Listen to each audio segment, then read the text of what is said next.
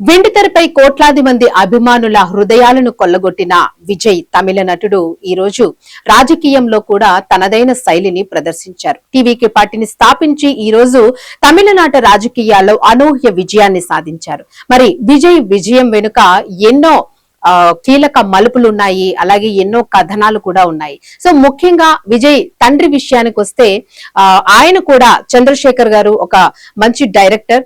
అలాగే చంద్రశేఖర్ గారికి సినీ ఇండస్ట్రీలోని, ముఖ్యంగా తెలుగు ఇండస్ట్రీలోని అత్యంత పేరు తెచ్చుకుని అందరి మన్ననలు, అలాగే ప్రతి ఒక్కరి హృదయాన్ని కొల్లగొట్టిన చిరంజీవి గారికి ఒక అవినాభావ సంబంధం ఉంది. అలాగే ఆయన కెరీర్ గొప్ప మలుపు తిరగడానికి విజయ్ తండ్రి గారు చాలా ముఖ్య కారణము అనే వార్త అయితే ఇప్పుడు వినిపిస్తుంది.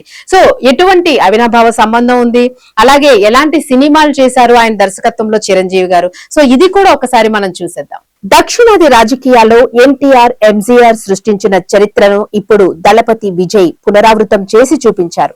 ఇప్పుడు రాజకీయ రంగంలోనూ తన ప్రభావాన్ని గట్టిగా చూపిస్తున్నారు. ఆయన స్థాపించిన టీవీకే పార్టీ తాజాగా అసెంబ్లీ ఎన్నికల ట్రెండ్లలో 100కు పైగా స్థానాల్లో ఆధిక్యంలో కొనసాగుతూ చరిత్ర సృష్టించే దిశగా దూసుకెళ్లింది. దశాబ్దాలుగా డిఎంకే, అన్నా డిఎంకే మధ్య సాగిన రాజకీయ పోరుకు ఈ ఫలితాలు కొత్త మలుపును తిప్పినట్టు కనిపిస్తోంది.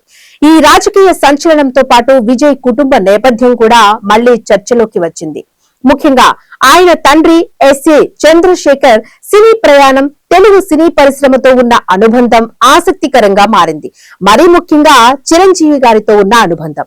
దర్శకుడిగా తమిళంలో ప్రారంభించిన ఆయనకు తెలుగులో పెద్ద బ్రేక్ ఇచ్చింది చిరంజీవి అనే విషయం ప్రత్యేకంగా చెప్పుకోవాలి. 1981లో విడుదలైన చట్టానికి కళ్ళు లేవు చిత్రం ఇద్దరి కెరీర్లను కీలకమైన మైలురాయిగా నిలిచింది. ఆ కాలంలో పెద్ద విజయం సాధించిన ఈ సినిమా చిరంజీవి స్టార్డమ్ ను మరింత బలోపేతం చేయడమే కాకుండా చంద్రశేఖర్ ను టాలీవుడ్ లో గుర్తింపు పొందిన దర్శకుడుగా నిలబెట్టింది. ఆ తరువాత వీరిద్దరి కాంబినేషన్ లో వచ్చిన పల్లెటూరి మొనగాడు, దేవాంతకుడు వంటి సినిమాలు కూడా బాక్స్ ఆఫీస్ వద్ద మంచి విజయాలను సాధించాయి. ఇక విజయ్ విషయానికి వస్తే తండ్రి వారసత్వంతో ఇండస్ట్రీలోకి అడుగుపెట్టిన తనకంటూ ప్రత్యేక ఇమేజ్ ను నిర్మించుకున్నారు. రజనీకాంత్ తర్వాత తమిళనాడులో భారీ మాస్ ఫాలోయింగ్ సంపాదించిన హీరోగా విజయ్ ఎదిగారు. గిల్లీ, తుపాకీ, మాస్టర్, లియో వంటి సినిమాలతో ఆయన బాక్సాఫీస్ వద్ద రికార్డులు సృష్టించారు.